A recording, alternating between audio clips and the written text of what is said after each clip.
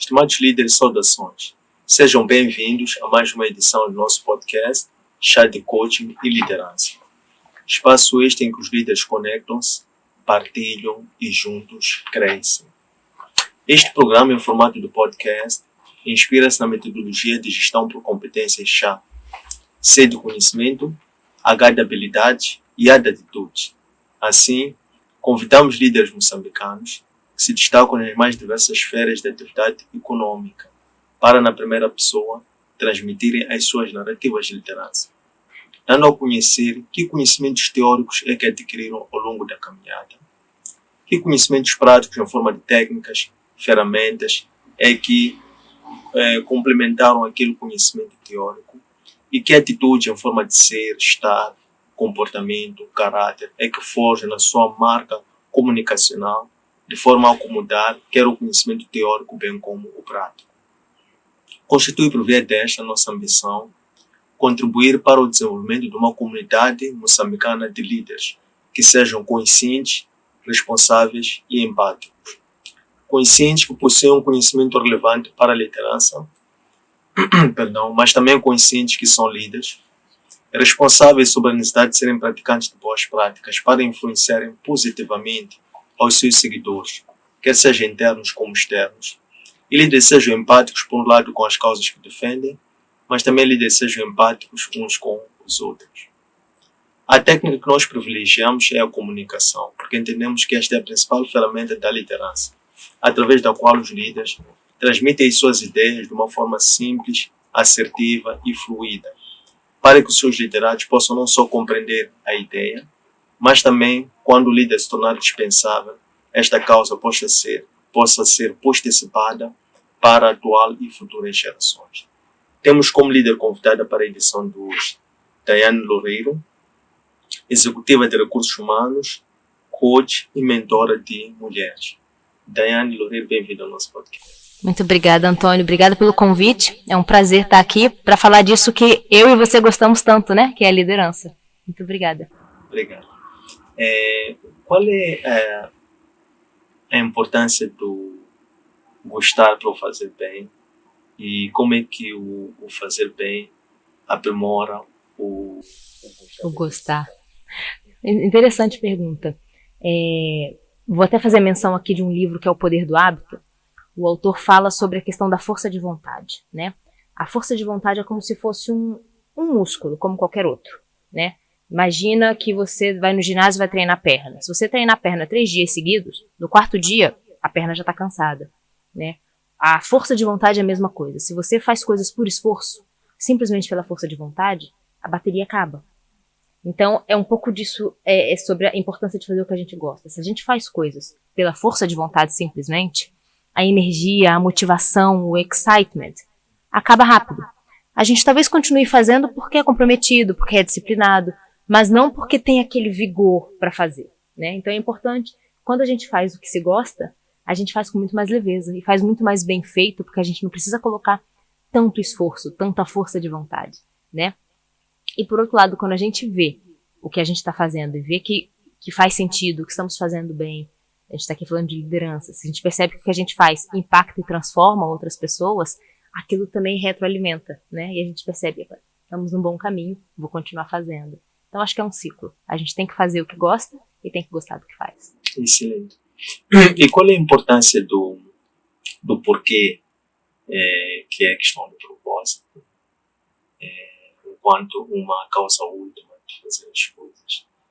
Qual é a importância do propósito? Até porque se gritou um pouco que o propósito é uma das questões que gosta de trazer para aprofundar as suas reflexões sobre liderança. Qual é a importância do propósito para o melhor exercício do trabalho do líder? Muito bom, é interessante porque esses dias mesmo até fiz uma publicação no Instagram falando sobre propósito, né? Porque para mim é assim, qualquer indivíduo deveria conhecer o seu propósito, deveria entender para quê e por que veio esse mundo.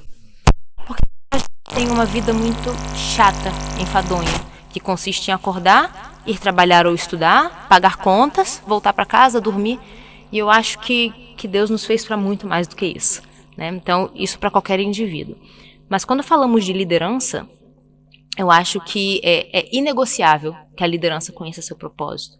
Porque liderança tem a ver com o outro também, não tem a ver só com você mesmo, tem a ver com transformar, com deixar legado, com servir, com, né, dar aqueles feedbacks, as palmadinhas que a gente conversou aqui na preparação.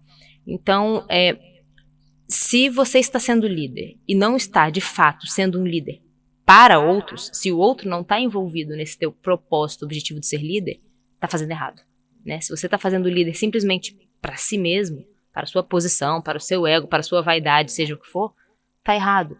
Então, é muito importante que, como indivíduo, a pessoa saiba qual é o seu propósito e como líder também, porque o papel do líder tem a ver com conduzir, inspirar um grupo de pessoas para um final comum. Se ele não sabe qual é esse final comum, qual é esse propósito dele nessa inspiração e condução, ele vai ficar perdido e vai perder todo mundo também, né? Então, para mim, isso é inegociável para um líder. Excelente. E como é que o líder comunica o propósito à sua equipe, ao mundo, aos outros, para ser aceito e seguido? Eu acredito de verdade que é muito mais por atitude do que por palavras, né? A famosa liderança pelo exemplo. Né? Aquele líder que vai na reunião, fala tudo muito bonito, mas faz diferente. Vamos falar de coisas básicas, horário de trabalho, né? Líder que fala, não, vocês têm que chegar a hora, nosso horário aqui de entrar é às 8, mas o líder chega às 10, sem qualquer tipo de satisfação, explicação. Não, ele faz o que eu falo, mas não faz o que eu faço. Não é correto, né? Então eu acho que a melhor forma de se passar, se compartilhar um propósito é através da atitude. Tem a comunicação, sim, é muito importante, né? Que as pessoas também tenham ali um alinhamento claro, né? Uma conversa transparente do que se pretende, alinhem expectativas, mas muito mais do que essas palavras, o comportamento, a atitude e o liderar pelo exemplo, acho que são essenciais. Excelente. E como é que se forja o caráter, a atitude? Como é que se constrói esse vetor de comunicação por via da atitude? Bom, o caráter, eu acho que o caráter ele vem nato, de alguma forma, né? Uma pessoa, há sim como mudar, há como moldar, mas exige mais esforço, né? Então o caráter é aquilo, eu faço o que é correto, o caráter é o que eu faço quando ninguém está me olhando, né? Então isso é muito o que vem de você, do seu gênio, do seu berço, da sua educação. Quando eu digo que pode ser moldado, pode porque também depende um pouco do meio onde você cresce. Então, independente da educação que você teve, né, seu núcleo familiar, vamos dizer assim, mas se ao longo da vida você esteve ao redor de pessoas que têm bom caráter, que têm bom comportamento, têm bons costumes, você provavelmente vai caminhar para o lado bom, né? Enquanto o contrário também, às vezes você é muito bem educado, mas infelizmente ao longo da sua jornada aí de vida se envolveu com as pessoas erradas, então pode ser que seu caráter desvie um pouquinho, né? Então, o caráter eu acho que tem sim um pouco a ver com a questão inata da pessoa e o ambiente em que se cresce. E não só que se cresce, mas que se escolhe. Mesmo depois de adulto, eu escolho os ambientes em que eu quero estar. Mas a atitude, ela é completamente moldável. Completamente. Depende muito também do querer, da abertura do indivíduo para adquirir aquela atitude. Né? Então a atitude ela pode vir através de conhecimento teórico, então ele pode buscar, ele pode procurar, ele pode se aproximar de pessoas que têm as atitudes que ele gostaria de ter para que sejam um espelho para ele, uma referência, né? Mas tem muito agora aqui eu coloco a força de vontade de outra forma, da força de vontade no sentido da vontade realmente grande dele de fazer acontecer daquela forma, né? É possível. Muito bem, excelente. Se realmente a atitude é desenvolvida, treina-se e ela pode ser o aperfeiçoamento do caráter em função do propósito, como você quer dizer, e depois, por outro lado, diz que o caráter até certo ponto é inato. Entende que dessa forma o líder nasce líder ou desenvolve-se? Ou como é que poderia colocar isto na perspectiva disso, um líder nasce? Uhum. Isso é interessante porque é bem polêmico, né? Também esses dias, acho que uns 2 meses atrás, eu também coloquei qualquer coisa no Instagram, nos stories, perguntando para as pessoas, e aí, vocês acham que um líder nasce líder ou ele se torna líder? E foi bem polêmico. Vai lá, eu acho que algumas pessoas nascem sim com algumas características mais semelhantes a características de líder. Comunicam com clareza, naturalmente, né, chegam no ambiente, são aquelas que se destacam como líder da equipe, não é? Aquela que vai influenciar, que vai conduzir. Tem pessoas que nascem com isso. Mas Alguns precisam se esforçar um pouco mais, mas podem adquirir essa capacidade, né? Nós vemos no ambiente corporativo, muitas vezes, que nós pegamos um bom técnico e transformamos em líder. Se isso é bem feito, é possível ter ali um bom líder também, né? Se a pessoa tem lá as formações, os investimentos necessários para que se transforme num bom líder. E a vontade dele também é abertura para isso. Agora, se simplesmente a gente pega um bom técnico, sem preparação nenhuma, não capacita, não desenvolve, e fala, olha, agora você vai, além de ser o técnico, você também vai gerir 10 pessoas, pode ser um grande desastre, né? Então, eu acho que é a combinação dos dois. Há pessoas que, igual, vamos lá, oratória. Há pessoas que já nascem e sabem falar em público, não tem medo, não tem vergonha. Tem outras que têm que aprender. E acho que a liderança é a mesma coisa, né? Você pode, ao longo da vida, receber alguns temperinhos especiais para aperfeiçoar aquilo que, de repente, você não nasceu com, mas que é possível adquirir. Interessante. Após este bom arranque, Bani, sobre vamos lá, doutrina de liderança, se nós quiséssemos assim compreender para aquilo que é o nível atual da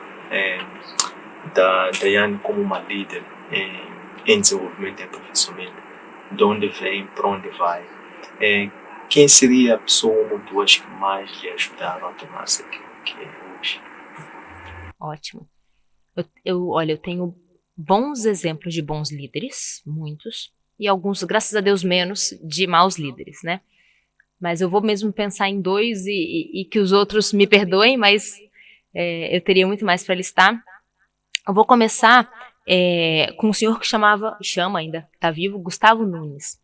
Gustavo Nunes, se calhar, foi meu primeiro líder, quando eu ainda era adolescente, na igreja. E mesmo hoje em dia, sempre que me perguntam de minhas pessoas de referência, eu cito ele sempre retorna e fala, mas Daiane, você era só uma menina, eu só era seu líder na igreja, você hoje se tornou, né, uma líder de grandes organizações, quem fui eu na sua vida? E para mim, ele foi essencial, primeiro para mostrar que liderança não é cargo, liderança não é só trabalho corporativo numa grande instituição, liderança a gente exerce sempre que a gente está diante de um grupo de pessoas, né? Então, eu era adolescente, cresci na igreja, e fiz parte de uma associação de adolescentes, né? Dentro da minha igreja eu me tornei líder, então eu representava os adolescentes, quando a gente queria ter eventos do grupo de adolescentes, eu era aquela que levava para o pastor da igreja e etc. E depois disso, então, existia uma associação de adolescentes das igrejas da vizinhança. Então me juntei a essa associação de adolescentes e virei líder dessa associação de adolescentes. E o Gustavo, então, era um adulto, era maior de idade, já não era adolescente, e era o líder dessa associação, porque quando fazíamos retiros, essas coisas, tinha que ter sempre um adulto responsável.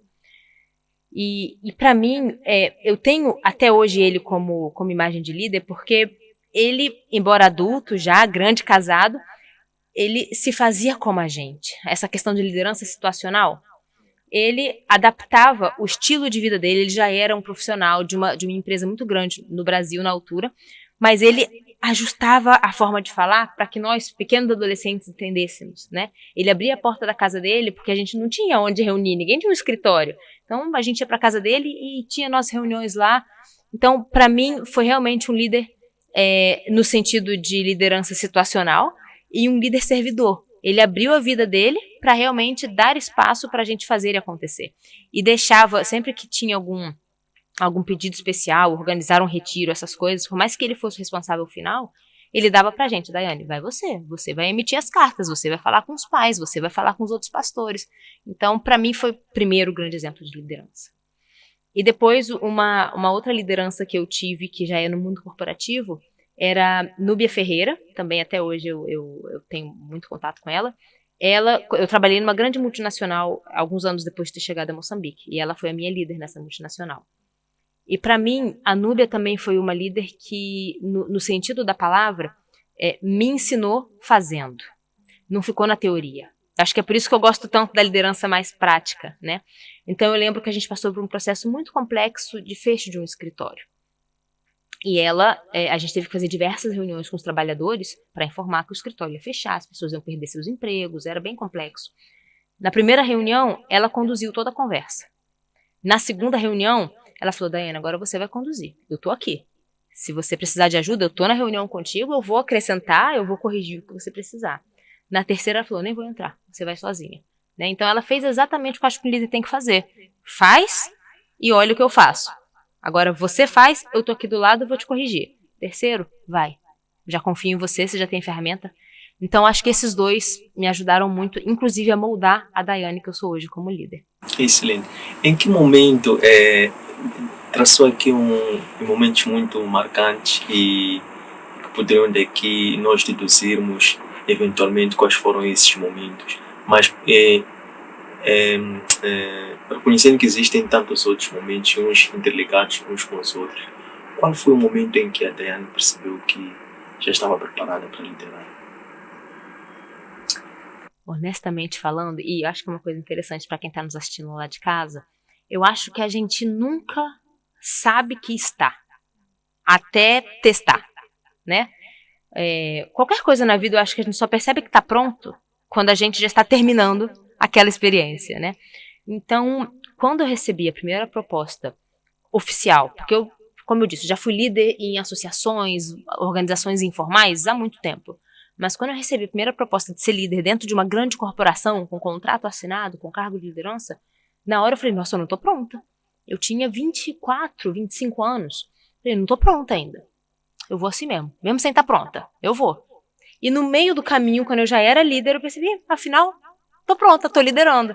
Então, acho que é isso. Às vezes a gente tem medo e adia tantas coisas tão interessantes na nossa vida, seja profissional ou pessoal, esperando estar pronto.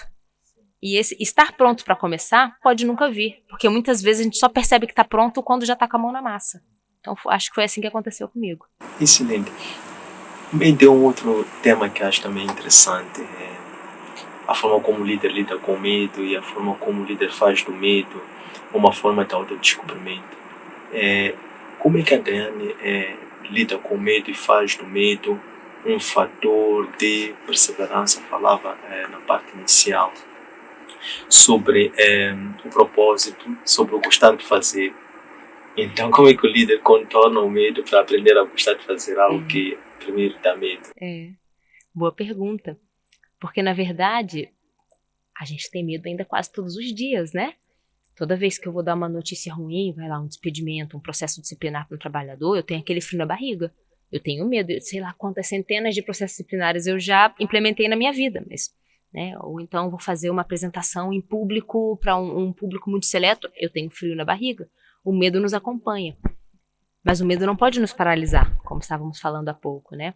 Então, eu acho que tem duas situações aqui. Às vezes é usar o medo como uma mola propulsora, né? Usar o medo como, ok, então deixa eu mostrar para mim mesma que eu consigo. Tô com medo, vou com medo mesmo, né? Às vezes é assim.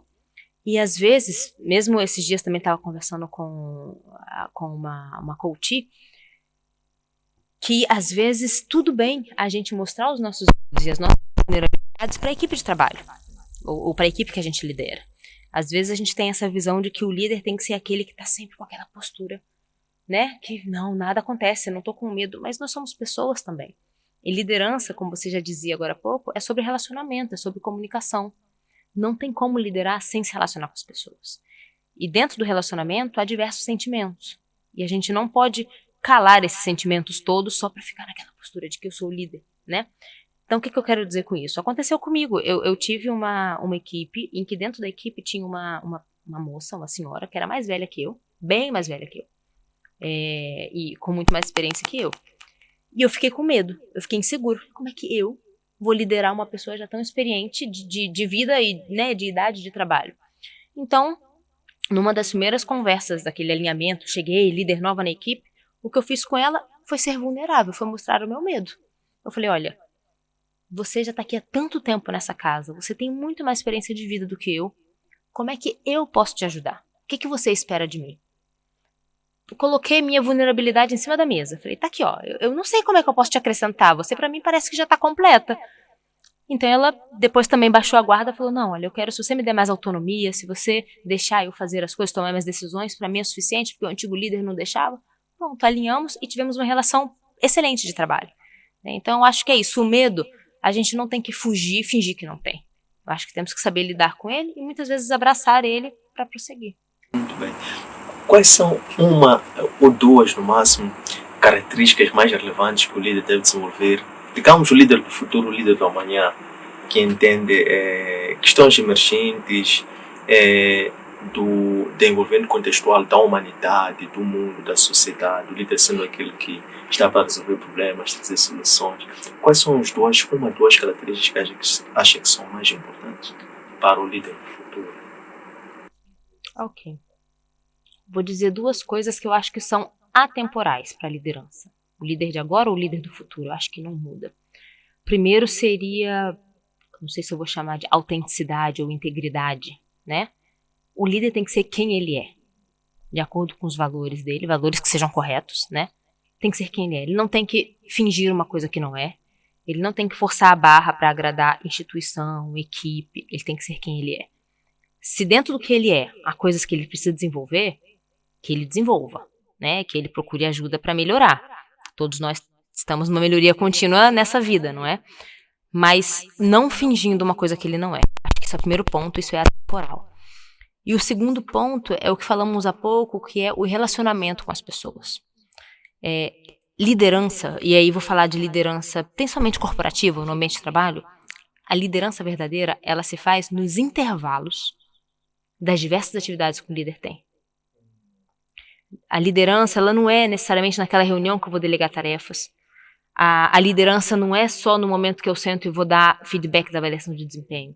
Liderança é, entre uma tarefa e outra que eu tenho para fazer, o que eu faço na construção do relacionamento com a minha equipe? Como é que eu aproveito esse tempo para construir esse rapport, sabe? Esse relacionamento de forma que minha equipe esteja aberta para ouvir o que eu tenho a dizer e eu também tenho que estar aberta para ouvir o que eles têm a me dizer, para ter essa liberdade, percebe? Aquele líder que nos momentos de intervalo tá com a porta fechada, por favor não me incomode, eu chego e só falo bom dia, me fecho no meu gabinete, não me relaciono com ninguém, tá fazendo errado. Então eu acho que independente se é agora ou se é no futuro, liderança é relacionamento, e cada vez mais, porque o mundo, ele tá caminhando para uma questão muito digitalizada, as pessoas estão cada vez se relacionando menos, então a liderança não pode perder o relacionamento, seja face to face ou seja virtual, né? E autenticidade. Isso eu acho que não muda com o passar dos anos. Excelente. Qual é o propósito de vida da líder Daiane Loureiro? O meu propósito de vida, eu posso até ler, eu tenho aqui um statement no meu telefone, mas o meu propósito de vida, ele está relacionado em transformar pessoas, acrescentar valor às pessoas, né? Então, por isso que eu costumo falar assim, sem ser clichê, né? Onde eu vou, eu falo, gente, eu não vim a esse mundo para acumular conhecimento.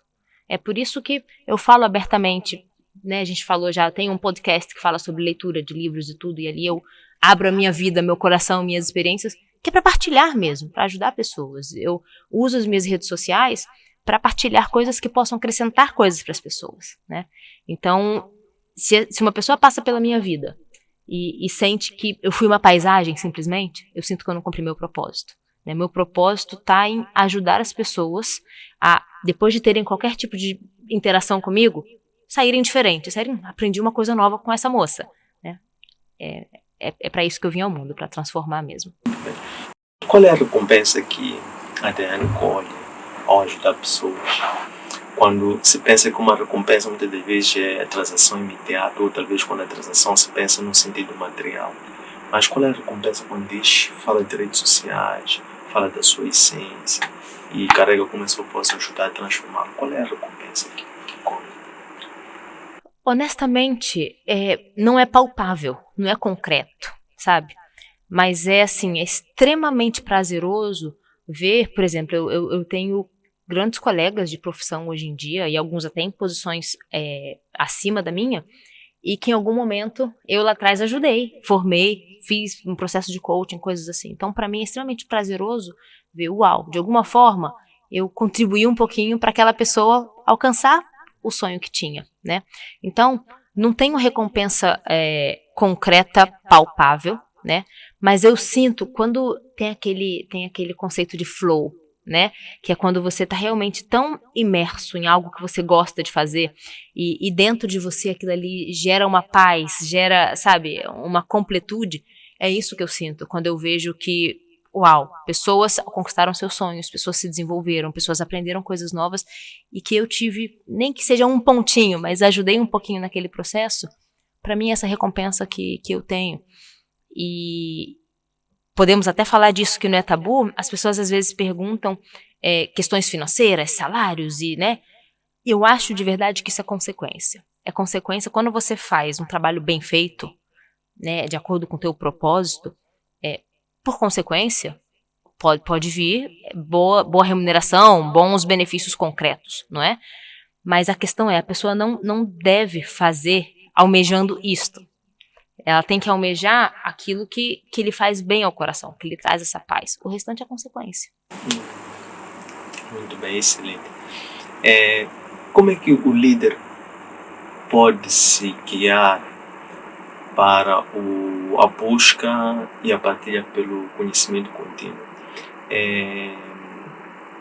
Educação, escolarização.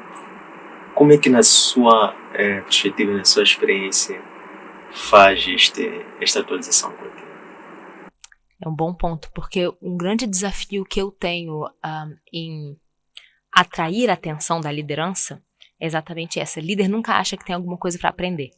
Porque eles acham que já sentam ali num pedestal, que já sabem tudo, né, e que não tem mais nada a aprender. Então, para mim, isso é uma falha gigantesca dos líderes, achar que já sabem tudo, né. Eu acho até que eu sou um pouco exagerada. Eu estou sempre estudando, eu estou sempre lendo. E coisas diversas. Se eu te mostrar aqui os aplicativos que eu tenho de estudo, né, são temas diversos, porque eu gosto de ter repertório de diferentes assuntos. Porque eu trabalho com coaching, eu dou palestra, dou treinamentos. Então, às vezes, na minha turma de formação, pode vir alguém com um exemplo que vai falar, não sei, de uma guerra que aconteceu não sei aonde. Então, eu gosto de conseguir continuar a conversa com a pessoa, né? Então, para mim, vai lá, eu leio todos os dias, né? Eu leio aquilo que alimenta meu espírito e eu leio aquilo que alimenta meu intelecto, todos os dias. Eu faço cursos diversos. Eu vivo longe, eu vivo na Costa do Sol, pego aquele engarrafamento todos os dias.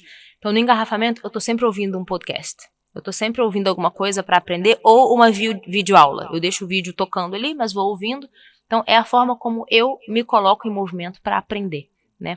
E, obviamente, também a gente aprende fazendo, né? Então, é importante, mesmo em posição de liderança, a gente não se acomodar em fazer sempre a mesma coisa igual todos os dias, né? Então, dentro da organização em que a pessoa atua, o que eu posso fazer diferente? Tem alguma task force de algum outro departamento que eu posso entrar ali e apoiar, dali aprender uma coisa nova?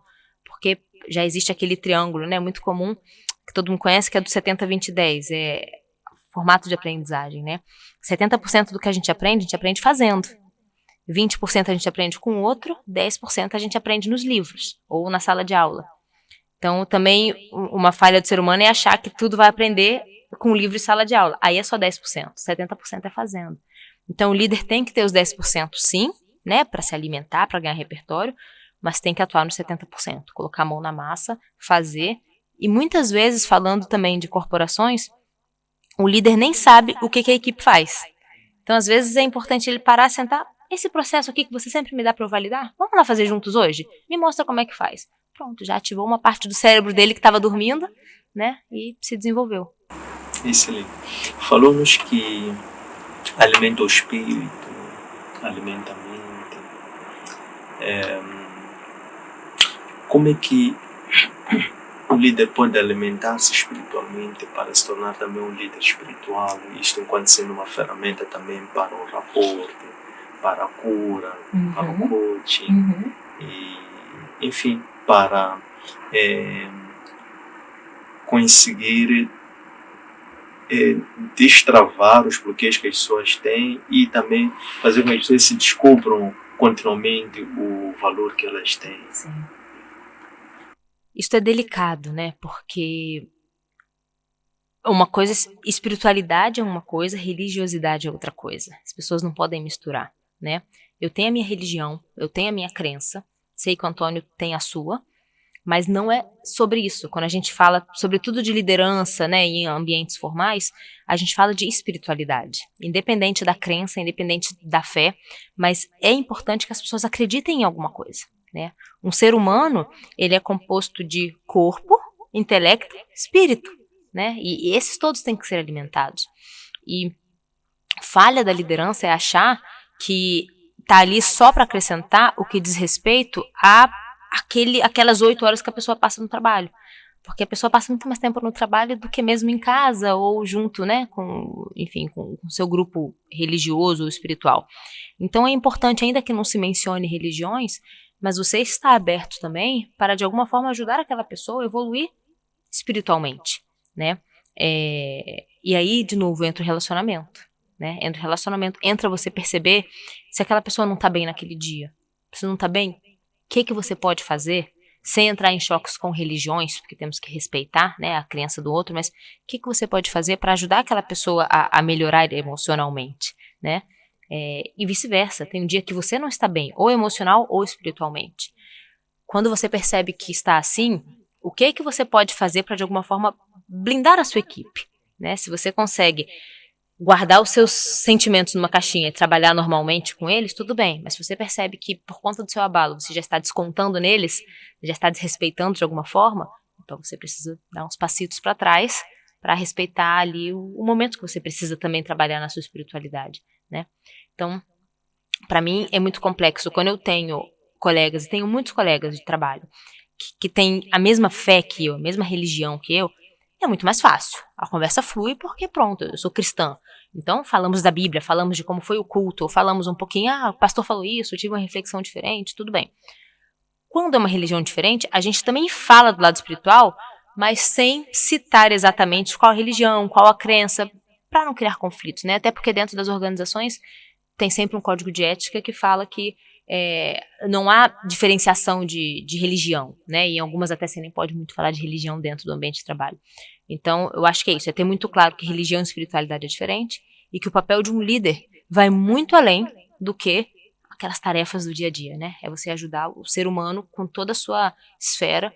Vamos lá, desculpa alongar, mas quando um trabalhador está doente de uma doença física, ele traz para o líder, né? Aí, tô sentindo mal, a barriga tá doendo, vou tirar um dia, vou no hospital, não é?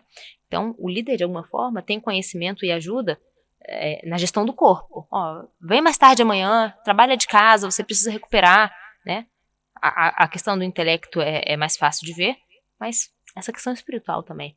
Às vezes eu, nas minhas sessões de feedback, às vezes até pergunto, como é que você está alimentando o seu espírito? Tô sentindo que você está muito estressado, tá? O que você faz para alimentar? Faz até mesmo consigo mesmo, seu momento de relaxamento, seu momento de paz interior, o que você faz? Coloca na sua rotina. Então, assim, de uma forma muito sutil, mas eu acho que nós temos esse papel também. Qual é a escola ou estilo de liderança que a Daiane inspira-se e é praticante de uma forma consciente?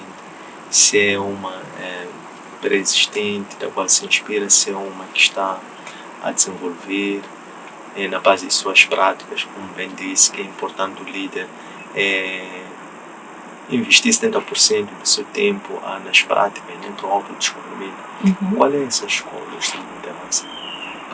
Olha, sinceramente eu não sigo uma escola como tal, né? Eu acho que eu tenho uma liderança muito autêntica e que se ajusta com a necessidade tanto da organização quanto da equipe. Então, eu diria que, de repente, a metodologia, não é a escola, mas a metodologia que eu mais aplico é a que também falamos aqui em algum momento, da liderança situacional, né? Dentro da minha equipe de trabalho, eu tenho diferentes níveis de trabalhadores, tanto de background, senioridade, estilo. Então, eu procuro ajustar o meu estilo para o estilo de cada pessoa, para garantir que a gente tenha uma comunicação comum e que os dois saiam entendendo, né?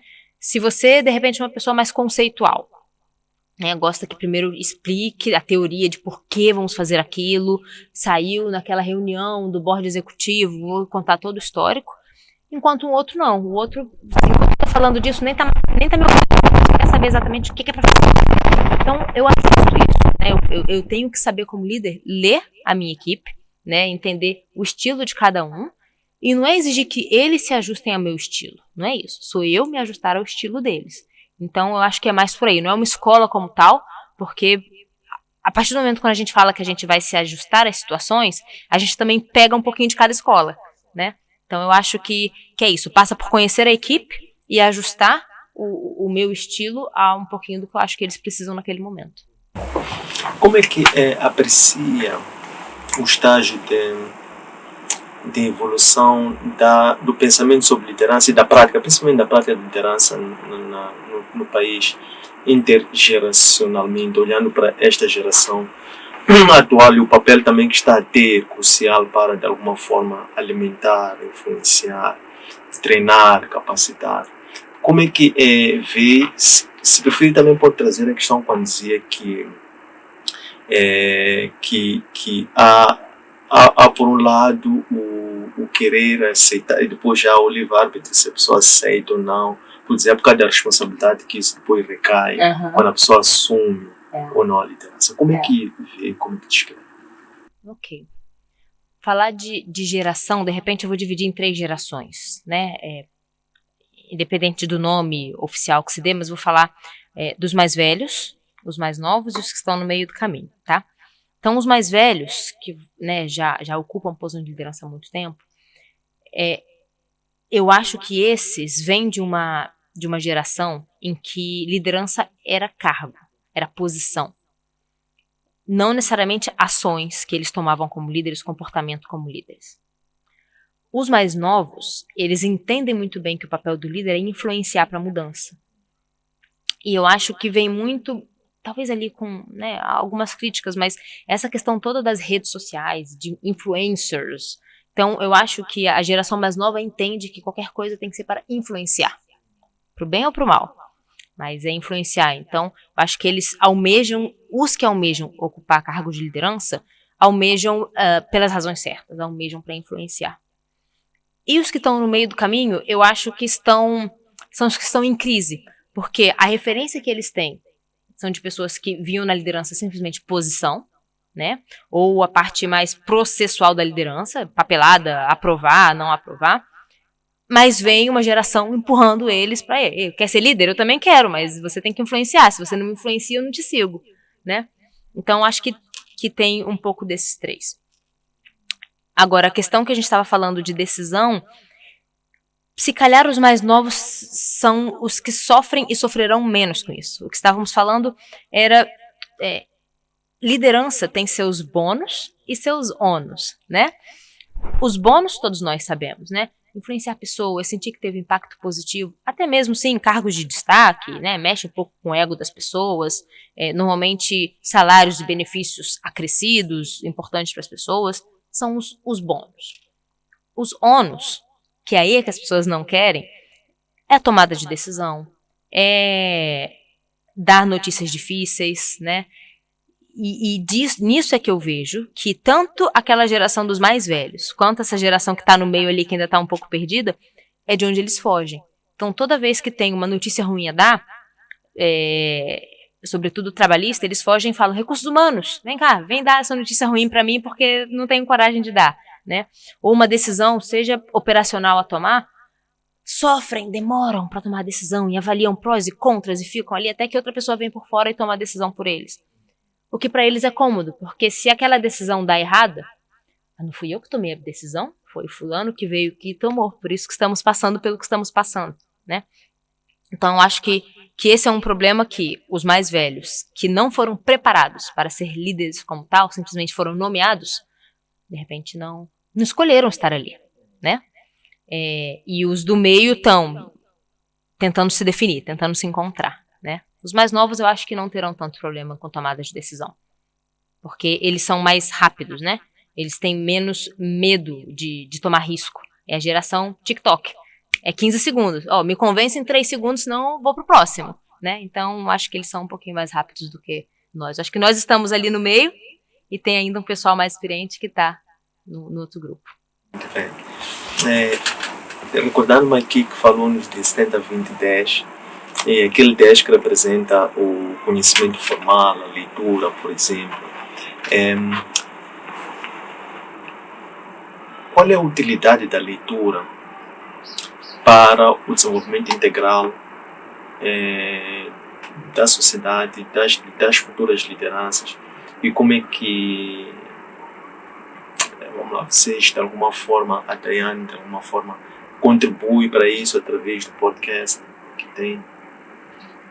Sim, eu acho que a leitura ela abre a mente para que a gente possa criar outras coisas, né? Dizem que no mundo nada se cria, tudo se transforma. Então se transforma com base em alguma coisa pré-existente. Então eu acho que a leitura é isso. Eu leio um pouco de tudo, como eu já falei, né? Porque eu gosto de ter repertório. Mas normalmente quando eu leio, além de viajar naquela história, naquele conceito e aprender, aquilo ali traz para mim uma abordagem diferente. Eu começo a pensar, ok, disso que eu estou pegando desse autor, mudaria isso, mudaria aquilo, colocaria mais essa prática. Então me ajuda a transformar e me ajuda a criar uma nova forma que é minha, né? Então eu acho que é assim que as sociedades se transformam. É com base em algo já existente. Não é criar, dormir, acordei e criei uma coisa totalmente do zero da minha cabeça. Normalmente as ideias elas vêm com base em alguma outra ideia e a gente vai transformando. Então eu acho que é isso. Isso dá uma base. A gente vê, também tem toda uma questão histórica do país, não é? Cultural até, mas a gente vê muitas pessoas desempenhando funções sem ter a preparação teórica, até mesmo acadêmica, para tal. Em algumas posições, tudo bem, né? Independente elas não vão fazer mal a outra pessoa, mas a gente vê pessoas, vamos falar, nutricionistas que nunca estudaram nutrição, personal trainer que nunca estudou educação física, exemplos, né? Médicos já não, médicos têm que ter de fato, né, a documentação toda para exercer, mas tem algumas profissões que as pessoas simplesmente porque eu gosto de me alimentar bem, agora eu vou virar então nutricionista, porque eu gosto de treinar, agora eu vou virar personal trainer, exemplo. E a gente pode realmente acabar acarretando um dano muito grande para a saúde e para a vida das pessoas, porque a gente não tem base teórica daquilo que a gente está falando. Só a experiência não é suficiente. Da mesma forma que só a teoria não é suficiente, né? Um bom profissional tem que ter os dois. Então, eu acho que tem que ter a base teórica para que dali você possa transformar, criar sua metodologia, não tem nada de errado nisso, né? E aí junta com a tua prática também. Não pode ser o contrário, né? Não pode ter esse monte de gente que está fazendo um monte de coisa da cabeça deles e nós estamos caindo nessas, né? Nós estamos comprando esses serviços. E aí sobre o podcast é exatamente por isso, porque eu entendo, e a minha parceira Marlena, que eu acho que já esteve aqui também, nós entendemos que as pessoas precisam de uma base, né? A Marlena trabalha com desenvolvimento de jovens, eu trabalho com desenvolvimento de líderes, nossos trabalhos se complementam de alguma forma, e a gente percebe que tanto jovens quanto líderes, muitas vezes estão no mercado de trabalho sem essa base sólida do conceitual, do teórico, porque não gostam de ler, porque nunca lhes foi ensinado, na escola não se incentiva tanto assim a leitura, né? Se incentiva muito mais a cópia, o decorar, do que o ler, interpretar. Então, para isso a gente criou então um podcast que é para conversarmos sobre livros diversos de desenvolvimento pessoal e para dali a gente conseguir então, mesmo para aquela pessoa que nunca vai ter a paciência de pegar um livro, vai conhecer alguns conceitos porque a gente vai resumir ali. E algum que é mais curioso, gostou daquele conceito? Falou daquele livro, 7 Hábitos, né? Que foi o primeiro que a gente lançou. Deixa eu lá procurar então se está o livro 7 Hábitos, deixa eu me aprofundar um pouquinho mais nesse conceito. Achamos que assim a gente está de alguma forma contribuindo também para o desenvolvimento de toda uma sociedade, toda uma geração, né? Muito bem, excelente. Para terminar, porque o tempo é escasso, e falando em hábitos, quais são os 7 hábitos que Daiane pratica para se preparar do seu ponto de vista mental, emocional, físico, espiritual, para depois poder se juntar aos líderes? Sei que a liderança é transversal, de casa ao trabalho, mas naqueles momentos, nos intervalos de fazer a missão, quais são esses hábitos que instalam? Ok, vamos lá. 7 mesmo? Não sei se vão ser 7, mas vou listar alguns. Vamos lá, como eu disse aqui, 2, né? Que todos os dias eu faço. Alimentar o espiritual, né? De acordo com a minha fé. Então, eu leio a Bíblia, eu leio um livro devocional, eu tenho o meu momento de oração, né? É o meu momento de me conectar com Deus e aquele momento de silêncio. Eu silencio o mundo ao meu redor para alimentar o meu espírito, né? Um momento intelectual. Eu normalmente leio 2 livros por vez. Eu costumo ler um leve, um romance, uma ficção, uma coisa assim que normalmente eu leio antes de dormir para pegar no sono, e um de desenvolvimento, de reflexão, que eu gosto de ler de manhã, para me preparar para o dia. Gratidão / meditação. Tento fazer isso separado do devocional. Então é um momento que eu paro e penso na minha vida. Eu tenho tudo o que eu gostaria de ter? Não. Mas estou extremamente grata, extremamente feliz com o que eu tenho agora, né? Porque eu ainda tenho sonhos, todos nós temos sonhos ainda, né? Se a gente está vivo, a gente está sonhando. Então ainda tenho sonhos de coisas que eu quero conquistar, de coisas que eu quero entregar para a comunidade, mas por enquanto o que eu tenho, eu sou grata. E todos os dias eu paro e tento pelo menos identificar 7 coisas naquele dia pelas quais eu sou grata. E isso me alimenta muito bem, me dá um vigor para começar o dia muito bem. Eu treino, eu não abro mão de treinar. Eu digo, normalmente eu treino no final do dia, né? E eu digo que é o momento em que eu tiro todo aquele estresse do trabalho, deixo ali mesmo nos pesos no ginásio para depois chegar em casa leve, sem descontar os meus estresses na minha família, né? Eu prezo pelo relacionamento, seja com quem for, então relacionamento com a minha família, né? A vida é corrida sim, mas a gente janta. São raras as vezes em que não sentamos juntos para jantar, né? A gente não abre mão de sentar na mesa e jantar todos, coloco as meninas para dormir, faço TPC, então é algo que pra mim é importante, é o meu relacionamento com a minha família, o momento que eu tenho que ter com meu marido, mesmo com a correria dele, a minha correria, a gente tenta ter 1 ou 2 dias ali no mês que é o momento nosso pra gente sair, passear, só a gente, nem sempre conseguimos cumprir, mas o combinado é esse, relacionamento com as pessoas do meu trabalho, né, essa questão de me relacionar bem com as pessoas, construir networking, eu acho que é algo muito importante.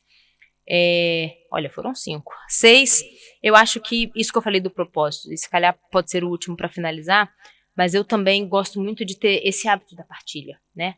Aprendi uma coisa nova, eu partilho, eu não guardo para mim só, né? Descobri não sei, um restaurante novo que seja. Eu falo, restaurante novo, tá ali, promoção da roupa X, tá ali. São coisas simples do dia a dia, mas eu acho que a gente está aqui, como eu disse, para acrescentar para o outro. Então, se eu descubro alguma coisa que eu acho que vai fazer bem para outra pessoa, por que não partilhar, né? Então, acho que esses talvez seriam os meus principais guiões no dia a dia. Bem, muitíssimo obrigado por este maravilhoso chá de liderança. Obrigada, eu que agradeço. Desejamos a ti muito bom ânimo e que continue a ter muitos momentos, espaços para alimentar o espírito, alimentar a mente, para cada vez melhor servir a sua comunidade. Com certeza. Muito obrigada. Agradeço de coração pelo convite e nos vemos em breve. Esta edição encontra postar nossos arquivos digitais, nossas páginas do Facebook, do Instagram e do YouTube. Antônio Sende LDA, nosso aplicativo para plataformas Android, LOAP, e nosso webpage www.academiaservo.com. Espero que gostem, um abraço de luz e até mais.